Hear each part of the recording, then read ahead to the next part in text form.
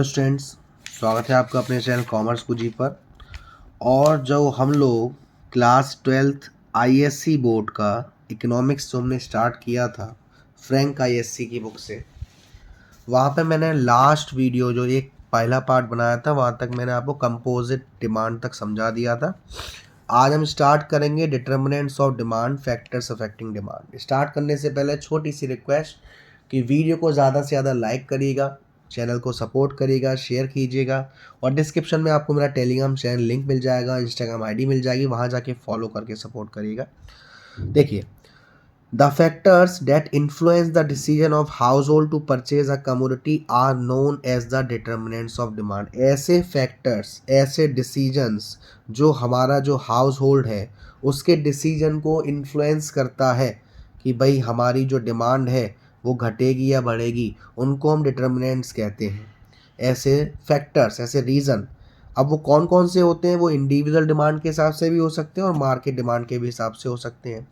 While purchasing a shirt, you might have been influenced by number of consideration, the amount of money you want to spend on a shirt। मतलब कि जब आप एक shirt खरीदने जा रहे हो तो बहुत सारे फैक्टर्स ऐसे हो सकते हैं जो डिपेंड करते हैं उसकी डिमांड पर कि भाई कितना पैसा देना पड़ रहा है, आप कितना खर्च करना चाह रहे हो, शर्ट की प्राइस क्या है, लोगों को शर्ट पसंद आएगी नहीं आएगी, वो उस समय फैशन में है या नहीं, बहुत सारी चीज़ें हैं। तो demand for any particular commodity is influenced by a large variety of factor, जैसे कि प्राइस है कमोडिटी की, या अदर कमोडिटी की प्राइस है, या कंज्यूमर की इनकम है, या कंज्यूमर का टेस्ट एंड प्रेफरेंसेस है, या एडवर्टीजमेंट है, डिमॉन्स्ट्रेशन इफेक्ट है, एक्सपेक्टेशन है फ्यूचर की प्राइस को लेकर। तो ये सारे रीज़न हैं जो हमारी डिमांड को इफेक्ट करते हैं, तो इसीलिए इनको हम डिटर्मिनेंट्स ऑफ डिमांड भी कहते हैं। सबसे पहले है price of the commodity. The most important determinant of the demand for a commodity is the own price of the commodity. सबसे ज़्यादा इंपॉर्टेंट जो डिटरमिनेंट का होता है वो होता है own price of a commodity. Normally there is an inverse relationship between the price of a commodity and the quantity demanded. मतलब इनवर्स रिलेशनशिप कैसे? जितना कम प्राइस होगा उतनी ज़्यादा मात्रा में वो गुड्स खरीदा जाएगा और जितना ज़्यादा प्राइस होगा उतनी ही कम मात्रा में खरीदा जाएगा। You must have observe your mother purchasing more quantity of apple as the price of apple fall. आपने देखा होगा कि जो हमारे घर में हमारी माएँ होती हैं, या हम सभी होते हैं, माएँ क्यों स्पेशली, जब भी एप्पल की प्राइस कम होती है तो मात्रा एप्पल की बढ़ जाती है और एप्पल की प्राइस ज़्यादा होती है तो मात्रा एप्पल की कम हो जाती है, यानी क्वांटिटी। उसको हम कहते हैं प्राइस डिमांड। इस डिमांड को हम क्या कहते हैं?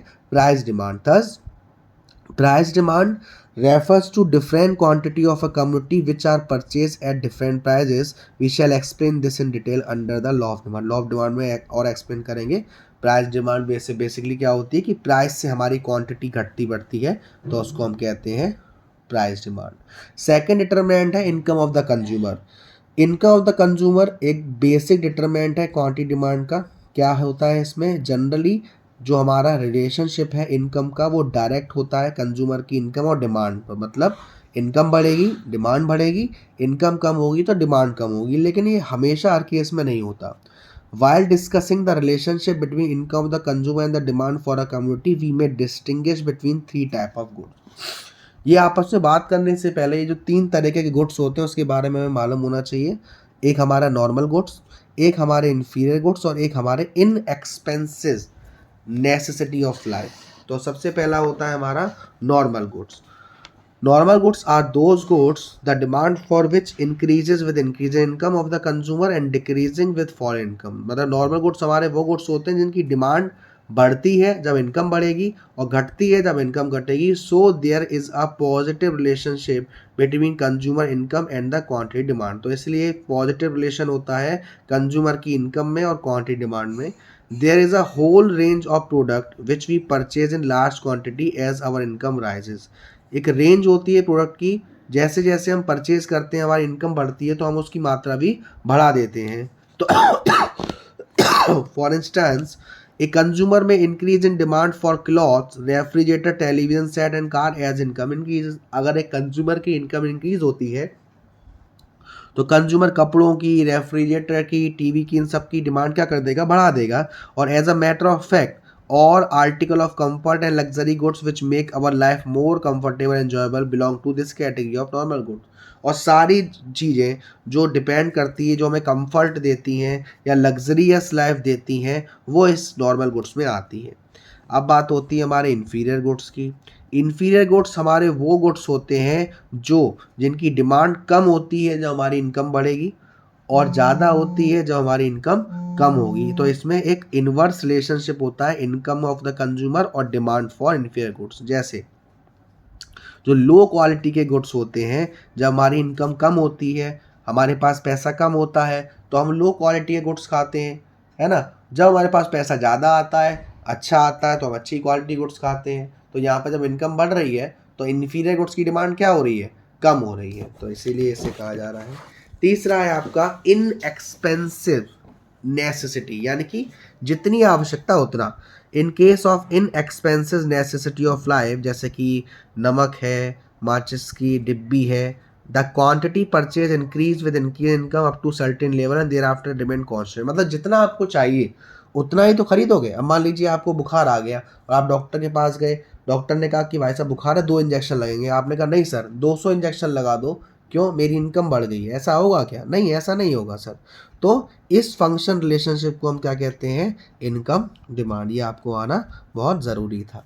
The income demand shows how much quantity of a commodity a consumer will by at different level of his income. तो इनकम डिमांड का मतलब क्या होता है, जितनी मात्रा कमोडिटी की एक कंज्यूमर खरीदता है अलग अलग इनकम पर, जिसको एक्सप्लेन किया गया है the effect of change in consumer income will be different for normal goods, inferior goods and in expensive necessity.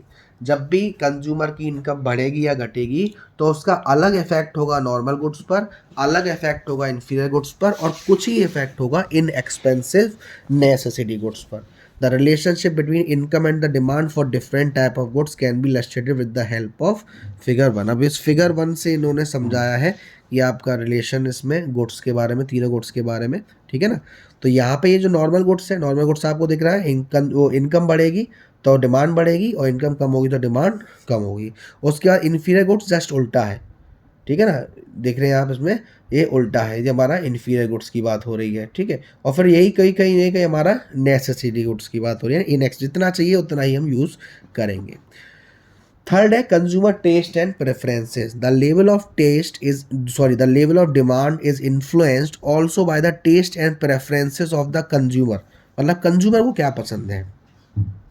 Taste and preferences depend on social custom, habit of the pupil, fashion, general lifestyle of the pupil, advertisement, new invention. Some of these factors like fashion keep on changing, leading to change in consumer taste and preferences.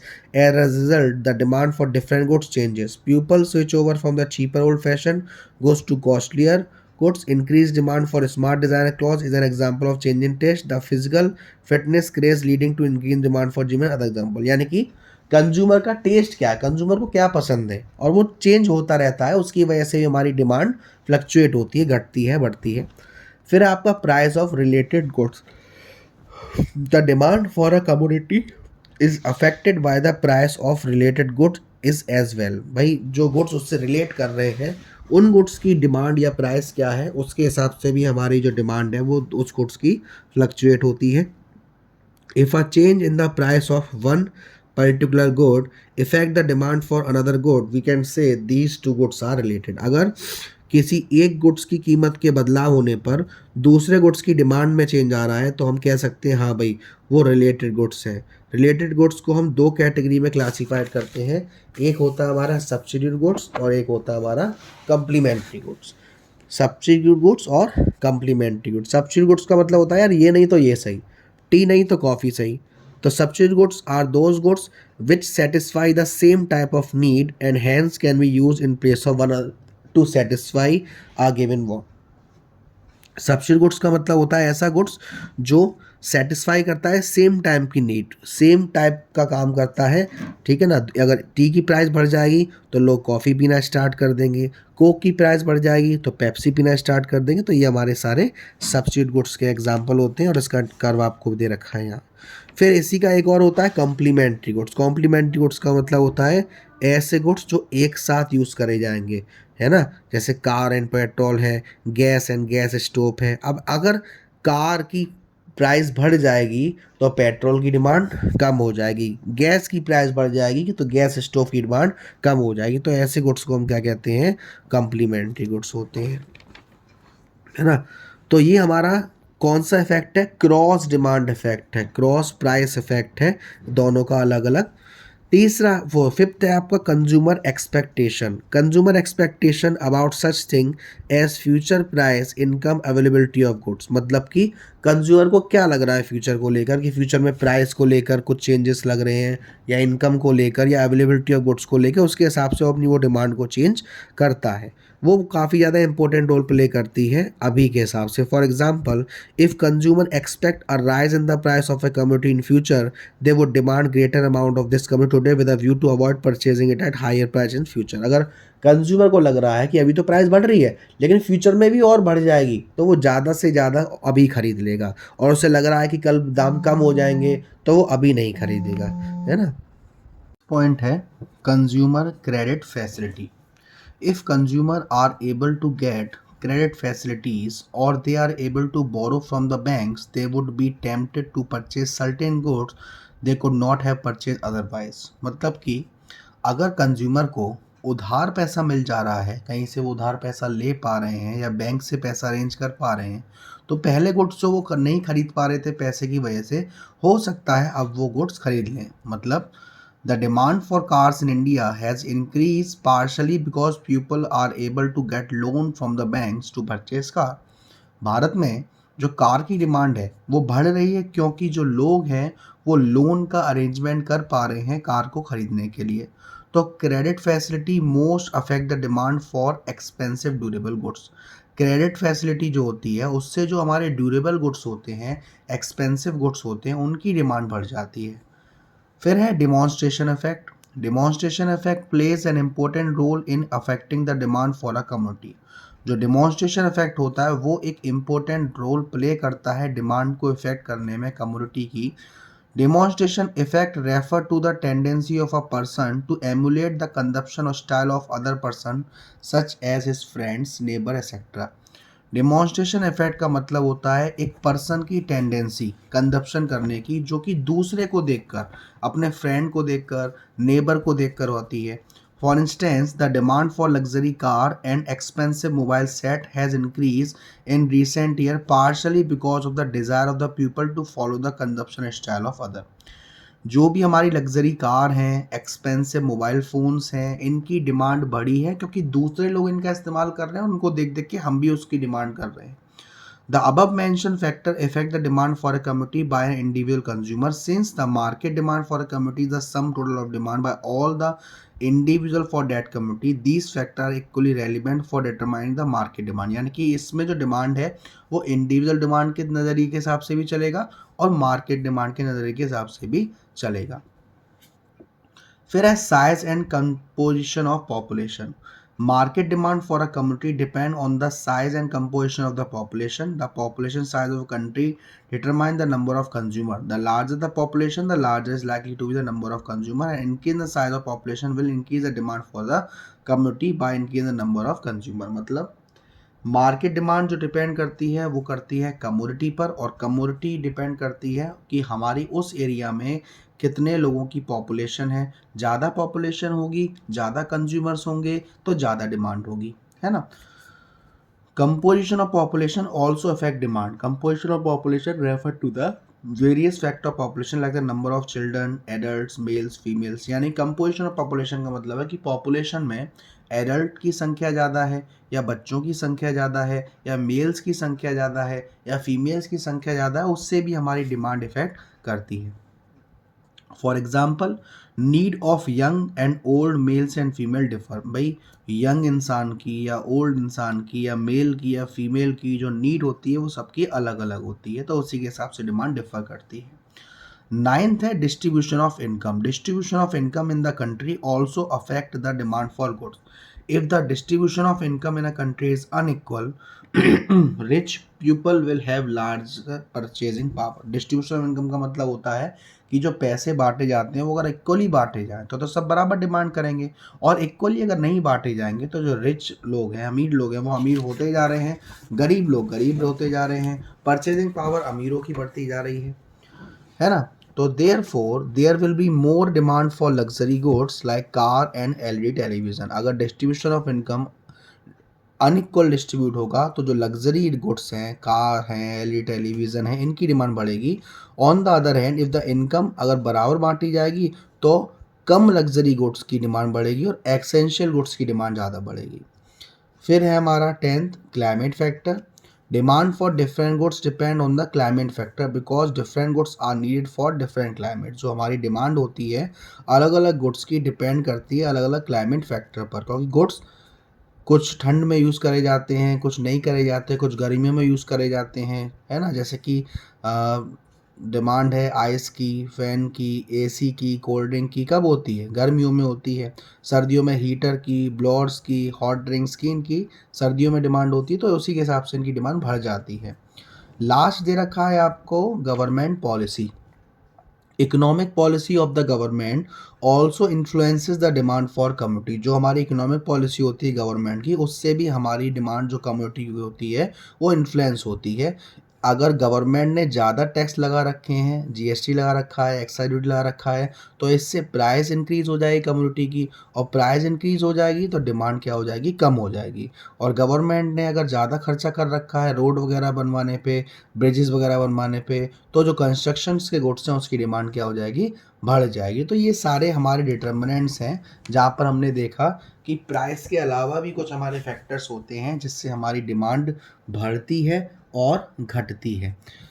उसी को मिला के यहाँ पर आपको दे रखा है demand function. As explain above, demand for a community depends on large variety of factors. अभी हमने ऊपर पढ़े थे कि हमारी जो डिमांड है वो इन वेराइटी ऑफ फैक्टर्स पर भी डिपेंड होता है, और इसको हम डिमांड फंक्शन कहते हैं। क्या कहते हैं? Demand function. तो a demand function states the relationship between the demand for a product and its various determinant. Demand function क्या है? डिमांड फंक्शन एक रिलेशनशिप है किसके बीच में? डिमांड फॉर अ प्रोडक्ट और उसके वेरियस फैक्टर्स जो अभी हमने पढ़े। तो it gives functional relationship, cause and effect relationship between the demand for a community and various factors. तो इससे एक रिलेशन बनता है डिमांड पर और फैक्टर्स पर। तो एल्जेब्रिक एक्सप्रेशन दे रखा है डिमांड फंक्शन का। ये यहाँ पे आपको एक क्वेश्चन दे रखी है जो आपने अभी पढ़ा था उस सबको यहाँ पे डिनोट किया गया है। जैसे डी एन है, डी एन डिनोट किया गया है डिमांड फॉर कम्युनिटी पर। एफ हमारा फंक्शनल रिलेशन है। उसके बाद P N price of the community. P one indicates करता है price of all other community. Y हमारी इनकम है। T stand for taste, E stand for expectation, H stand for size of population, Y stand for distribution of income, G stand for government policy. ये सारी चीज़ें। फिर आता है हमारा main चीज़ जिस पे हम पढ़ रहे हैं, law of demand. Law of demand क्या कहता है? इन माइक्रो इकोनॉमिक्स और price theory we are interested in developing a theory of determination of price of community. Microeconomics में या प्राइस थ्योरी में हम इंटरेस्टेड होते हैं कि हमारी जो प्राइस थ्योरी है, प्राइस ऑफ कम्युनिटी है, उसको डिटरमाइन करें। जो रिलेशन होता है डिमांड का और प्राइस का, वो एक मेन चीज़ है। तो जो लॉ ऑफ डिमांड है वो एक फंक्शनल रिलेशनशिप है प्राइस के बीच में और क्वांटिटी डिमांड के बीच में। तो क्या है law of demand? Law of demand कहता है अदर थिंग्स रिमेनिंग इक्वल या अदर थिंग रिमेन कांस्टेंट। कौन सी अदर थिंग्स? जो अभी आपने डिटरमिनेंट्स पढ़े थे उसमें कोई भी चेंज नहीं होना चाहिए, तभी हमारा लॉ ऑफ डिमांड क्या काम करेगा और कैसे काम करेगा? क्वांटिटी डिमांडेड बढ़ जाएगी अगर प्राइस कम होगी, और क्वांटिटी डिमांडेड कम हो जाएगी अगर प्राइस ज़्यादा होगी। तो उसे हम कहते हैं लॉ ऑफ डिमांड। तो लॉ ऑफ डिमांड इंडिकेट करता है एक इनवर्स रिलेशनशिप प्राइस के बीच में और क्वांटिटी डिमांड के बीच में कम्युनिटी की। Other thing remain equal, that is अगर प्राइस राइज होगी कम्युनिटी की तो क्वांटिटी डिमांड कम हो जाएगी, और प्राइस कम होगी तो क्वांटिटी डिमांड बढ़ जाएगी। लेकिन एजम्पशंस होने चाहिए इसके साथ। एजम्पशंस क्या कहते हैं? लॉ ऑफ डिमांड एज्यूम किया जाता है कि other thing remain the same, other thing में चेंज नहीं होना चाहिए। इसको हम कहते हैं assumptions of ceteris paribus order. As stated above, demand for a community depends not only on its price. ऊपर भी बताया था कि जो कमोडिटी की डिमांड है वो सिर्फ उसकी प्राइस पर नहीं रहती, और भी फैक्टर्स होते हैं जो हमने अभी जस्ट पढ़े थे, जैसे कंज्यूमर इनकम है, प्राइस ऑफ रिलेटेड गुड्स है, कंज्यूमर टेस्ट एंड प्रेफरेंसेस है। ये सारे फैक्टर्स हैं जो हमारी डिमांड को इन्फ्लुएंस करते हैं। तो ये ऐसा होना चाहिए तब हमारा लॉ ऑफ डिमांड काम करेगा। कैसा होना चाहिए sir? There should be no change in income the consumer, मतलब कि जितने भी आपके डिटरमिनेंट्स थे उसमें कोई भी चेंज नहीं होना चाहिए। No change in income the consumer, no change in taste and preferences, no change in price of related goods, no change in normal goods. ये सारी चीज़ें हमारी होंगी तभी हमारा लॉ ऑफ डिमांड काम करेगा। The law of demand can be illustrated numerically through a demand schedule and graphically through a demand curve. जो लॉ ऑफ डिमांड है उसे न्यूमेरिकली हम देख सकते हैं डिमांड शेड्यूल के साथ, और ग्राफिकली देख सकते हैं डिमांड कर्व के साथ। तो आज की वीडियो में इतना ही रखते हैं। अगली वीडियो में हम करेंगे डिमांड शेड्यूल से। वीडियो पसंद आई हो तो प्लीज़ वीडियो को लाइक ज़रूर करेगा, शेयर ज़रूर करेगा। अब तक चैनल को सब्सक्राइब नहीं किया है तो सब्सक्राइब करिएगा। Thank you so much, love you all.